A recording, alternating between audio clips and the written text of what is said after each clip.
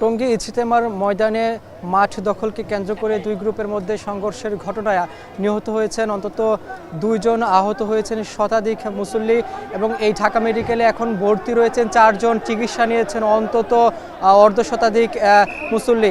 আমরা দেখছি যে পুরো ঢাকা মেডিকেলে এখানে যারা মুসল্লি রয়েছেন দুই গ্রুপের মধ্যে, অর্থাৎ জুবাইরপন্থী এবং সাতপন্থীদের যে সংঘর্ষ হয়েছে সেই সংঘর্ষে যারা আহত হয়েছেন তারা ভর্তি হয়ে তারা চিকিৎসা নিচ্ছেন। অনেকেই গুরুতর আহত অবস্থায় কিন্তু স্থানীয় হাসপাতালে ভর্তি আছেন, এই ঢাকা মেডিকেলেও ভর্তি রয়েছেন।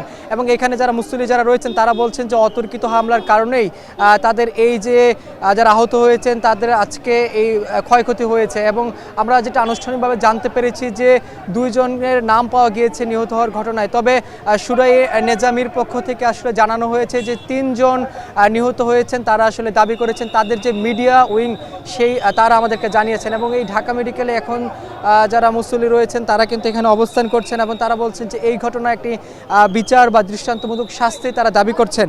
আমি যদি বলি যে গতকাল রাতে 3টার দিকে সাতপন্থীরা তুরাগ নদীর যে পশ্চিম তীর থেকে কামারপাড়া ব্রিজ সহ বিভিন্ন রাস্তায় যে ইজতেমার মাঠে তারা আসলে প্রবেশ করতে থাকে এবং ইজতেমার মাঠ দখল করার চেষ্টা করে। সেখানে কিন্তু আগে থেকে অবস্থান নিয়েছিলেন জুবাইরপন্থী বা সুরাই নেজামির যারা তাবলিগ জামায়াতের সাথী যারা রয়েছেন তারা। এর পর্যায়ে দুই গ্রুপের মধ্যে এক ধরনের সংঘর্ষ হয়। সেই সংঘর্ষে আমরা দেখছি যে এখন পর্যন্ত দুইজন নিহত হয়েছেন। দুইজনের নাম আনুষ্ঠানিকভাবে আমরা পেয়েছি। একজনের নাম বাচ্চু মিয়া, তার বয়স 70 বছর, আরেকজনের নাম বেলাল মিয়া, তার বয়স 60 বছর। এবং এই ঘটনায় আমরা দেখেছি তারা আসলে যেটা দাবি করছেন সুরাই নেজামির, তারা আসলে তিনজন দাবি করছেন যে তিনজনের নিহত হয়েছে। তবে এই ঢাকা মেডিকেলের যে তথ্য সেলটি রয়েছে সেখান থেকে আমাদেরকে আসলে জানানো হয়েছে যে আজকে এখন পর্যন্ত গুরুতর আহত অবস্থায় চারজন চিকিৎসাধীন নিচ্ছেন বা ভর্তি রয়েছেন, আর বাকি যারা আছেন প্রায় 40 থেকে 50 জনের মতো তারা টিকিট কেটেছেন বিভিন্ন চিকিৎসা নেওয়ার জন্য আহত অবস্থায়। এবং এখানে আজকে এই ঢাকা মেডিকেলে এখানে আইন শৃঙ্খলা রক্ষাকারী বাহিনীর সদস্যরা এসেছেন, তারা আসলে নিরাপত্তা দিচ্ছেন। পুলিশের সদস্যরা রয়েছেন, এখানে সেনা সদস্যরা রয়েছেন, তারা আসলে এই বাইরে তারা এখানে নিরাপত্তা দিচ্ছেন। ডিজাইন, এলিগেন্স, বিউটি, সেরা পণ্য সবার জন্য জেভিকো। আমরা যদি দু একজনের সঙ্গে একটু আসলে জানতে চাইবো যে আসলে মূল ঘটনাগুলো আসলে কি ঘটেছে, একটু যদি একজনকে আমরা একটু জানতে চাই যে সেখানে আপনি ছিলেন আসলে না। আমাদের রাতে 3:40-এ আমাদের উপরে আক্রমণ করা হয়েছে। তো আমাদের সাথীরা সবাই ঘুমাইছিল, আমাদের সংখ্যা খুব কম ছিল, ঠিক আছে। আমাদের উপরে অজান্তেও তারা আক্রমণ করা হয়েছে। আজকে এটা ফাইসলা হওয়ার কথা ছিল, এটা ব্যস্ত ফাইসলা না মাইনে তারা আজকে আমাদের উপর আক্রমণ করছে। 2018-তে আমাদের উপরে আক্রমণ করছে, আমরা বোবা ছিলাম, তারপর আমরা কিছু করি না, আল্লাহর জন্য সবর করছি। কিন্তু এইবার তারা সবর করবো না আমরা, এই আমাদের মোটামুটি কথা।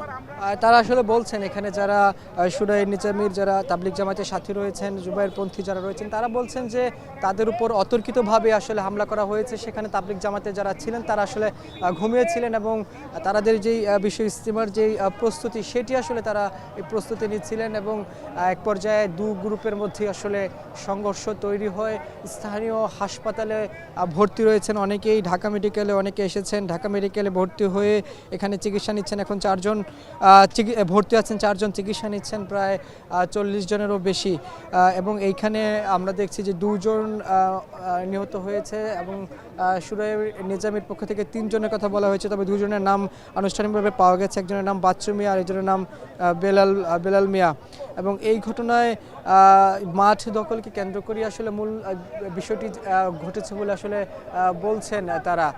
তবে এইখানে এই ঢাকা মেডিকেলের পক্ষ থেকে চিকিৎসায় কোনো কমতি হচ্ছে না বলে আমাদেরকে আসলে জানিয়েছেন ঢাকা মেডিকেল কর্তৃপক্ষ। তারা বলছেন যে যারাই আসলে আহত হয়েছেন তাদেরকে আসলে সুচিকিৎসা দিয়েই তারা আসলে চিকিৎসা দিচ্ছেন বলছেন ঢাকা মেডিকেলের কর্তৃপক্ষ। তবে এই যে দুই গ্রুপের মধ্যে সংঘর্ষ কিন্তু আজকে নতুন নয়, প্রতি বছরই বিশ্ব ইজতেমার আগে এক ধরনের উত্তেজনা পরিস্থিতি থাকে। দুই গ্রুপের মধ্যে নানা ধরনের আলোচনা সমালোচনা বিতর্কিত বিষয়গুলো আসলে উঠে আসে এবং এক এক পক্ষ এক একজনকে আসলে দোষারোপ করে থাকেন যে মাঠ দখল করার জন্য। কেউ তাবলিগ জামাতের যে বিশ্ব ইজতেমা সেটি কেউ আগে করতে চান, দুই গ্রুপের কে সাতপন্থীরা আবার জুবাইরপন্থীরা আগে করতে চান। এবং যদিও সরকার থেকে বলে দেওয়া হয়েছিল যে এবার আলাদা আলাদাভাবে আলাদা আলাদাভাবে আসলে তারা বৃষ্টি ইজতেমা করতে চায়, সেই ক্ষেত্রে আসলে এই বিষয়গুলো আসলে সমাধান করা প্রয়োজন বলে মনে করছেন যারা আলেম সমাজ রয়েছেন, তারা যারা মুসলিম রয়েছেন তারা দাবি করছেন। তবে এইখানে আমরা দেখছি যে ঢাকা মেডিকেলেই কিন্তু উত্তেজনাকর পরিস্থিতি বিরাজ করছে। এখানে দু গ্রুপের মধ্যে ঢাকা মেডিকেলও কিন্তু সেই পরিস্থিতি দেখছে। এখানে দু গ্রুপের মধ্যে এইখানেও আসলে এক ধরনের বিশৃঙ্খলার পরিবেশ তৈরি হচ্ছে। তবে পরিবেশ যাতে আসলে নষ্ট না হয় সে বিষয়ে এখানে আমরা দেখছি আইন শৃঙ্খলা রক্ষাকারী বাহিনীর সদস্যরা রয়েছেন, যার কারণে তবে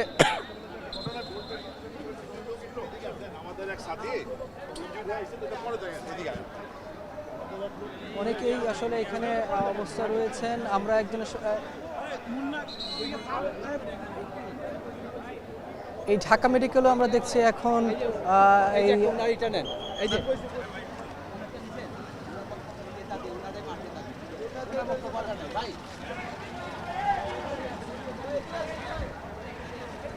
এখানে আমরা দেখছি যে দুই গ্রুপের মধ্যে সংঘর্ষ হচ্ছে। তবে এখানে একজন আসলে আহত হয়েছেন, তারা দেখছি এখানে একজন অসুস্থ, একজন আহত হয়ে এখানে আহত হয়েছেন একজন, এখানে আমরা দেখছি। তবে তিনি সাথে চিকিৎসা নিচ্ছেন।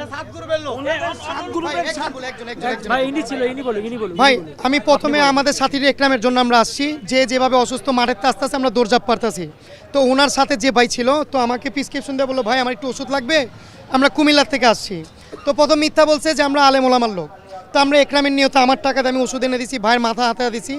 তো পালাক্রমে যে কোনোভাবে আমি চলে বলে আমি জিজ্ঞেস করছি, তো ওনারা বলছে আমরা সাত পক্ষের লোক। উনি বলছে, তো বলতেছে ভাই আল্লাহর জন্য যদি উপকার করেন, যে আল্লাহর জন্য, তাও আমরা তারা বের করে দিছি। ওনার সাথে আমি কথা বললাম যে ভাই বলবে, নিজে স্টেটমেন্ট দিছে যে ভাই যখন লাইট অফ করে দিছে টঙ্গীর টিন শেডের ভেতর আমাদের সাথীরা যেখানে পাহারা ছিল, আমাদের লোককে আমাদের ছুরি দিয়ে আঘাত করছে। উনি নিজে স্টেটমেন্ট বলছে। আমি জিজ্ঞেস করছি ভাই আমরা তো কেউ ছুরি মারামারি করিনি ওলামা একরাম, আপনার তো। পরে উনি নিজে বলছে ভাই যে মারামারি করতে ঢুকছে ওরা দু চারজন।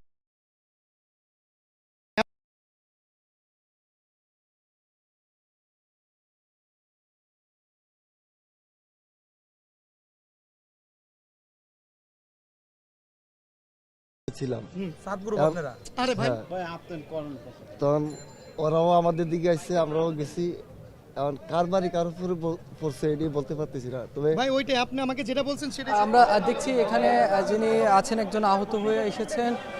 আহত হয়ে তিনি আসলে বলছেন যে এই যেহেতু অন্ধকারের মধ্যে আসলে দুই গ্রুপের মধ্যে হামলা হয়েছে, সংঘর্ষ হয়েছে, সেক্ষেত্রে তারা আসলে ঠিকভাবে আসলে ঠাউর করতে পারেননি যে আসলে কিভাবে কি হয়েছে। তবে যারা আহত হয়েছেন তারা এখনও একজন দুজন করে তারা হাসপাতালে আসছেন, ঢাকা মেডিকেলে আসছেন, এবং ঢাকা মেডিকেল কর্তৃপক্ষ এখানে নিরাপত্তা জোরদার করা হয়েছে, কারণ এখনও কিন্তু পরিস্থিতি নিয়ন্ত্রণে আসেনি। এবং এই জুবাইরপন্থী এবং সাদপন্থীদের যারা অনুসারী রয়েছেন তারা কিন্তু এখনও এই হাসপাতালে এসে, আমরা কিছুক্ষণ আগে দেখছিলাম এক ধরনের বিশৃঙ্খলা আসলে তৈরি হয়েছে দু গ্রুপের মধ্যে। তবে সেই বিশৃঙ্খলাকে কেন্দ্র করে আসলে প্রতি বছরই মাঠ দখলকে কেন্দ্র করে দু গ্রুপের মধ্যে এক ধরনের পাল্টাপাল্টি অভিযোগ থাকে, উত্তেজনা থাকে, সেটাই আসলে এর প্রতিফলন ঘটেছে। আজকে গতকালকে রাতে 3টার দিকে কিন্তু দু গ্রুপের মধ্যে সংঘর্ষ তৈরি হয়। সেই সংঘর্ষে এক পর্যায়ে এখানে দুজন নিহত হওয়ার ঘটনায় নাম পাওয়া গিয়েছে। তবে সুরাই নেজামে অর্থাৎ জুবাইরপন্থীদের যে মিডিয়া উইংস তারা আসলে বলেছেন 3 জন নিহত হয়েছে, করে ভর্তি হচ্ছেন, হাসপাতালে আসছেন, চিকিৎসা নিচ্ছেন। এবং ঢাকা মেডিকেল কর্তৃপক্ষ আসলে বলছেন যে এখানে ঢাকা মেডিকেলের যে পরিচালক তিনি আসলে এখানে পরিদর্শন করছেন, বারবার তাদের সঙ্গে কথা বলার চেষ্টা করছেন। ঢাকা মেডিকেলের যে পরিস্থিতি সেটা যাতে আসলে কোনো প্রকার বিঘ্ন না ঘটে সে বিষয়ে আসলে তারা জানাচ্ছেন। তবে ঢাকা মেডিকেলের যে তথ্য সেলটি রয়েছে সেই তথ্য সেল থেকে আসলে জানানো হয়েছে যে ঢাকা মেডিকেলে আজকে 4 জন গুরুতর আহত অবস্থায় ভর্তি হয়েছেন এবং 30 জনের অধিক 40-45 জনের মতো টিকিট কেটে চিকিৎসা নিচ্ছেন বলছেন ঢাকা মেডিকেলের কর্তৃপক্ষ। এবং যারা এখানে দুই গ্রুপের মধ্যে যে সংঘর্ষ হয়েছে যারা আহত হয়েছেন তারা আসলে বলছেন যে এই ঘটনার একটা সুষ্ঠু তদন্ত হওয়া উচিত, বিচার হওয়া উচিত। এই ছিল আমার কাছে ঢাকা মেডিকেল থেকে সবশেষ খবর।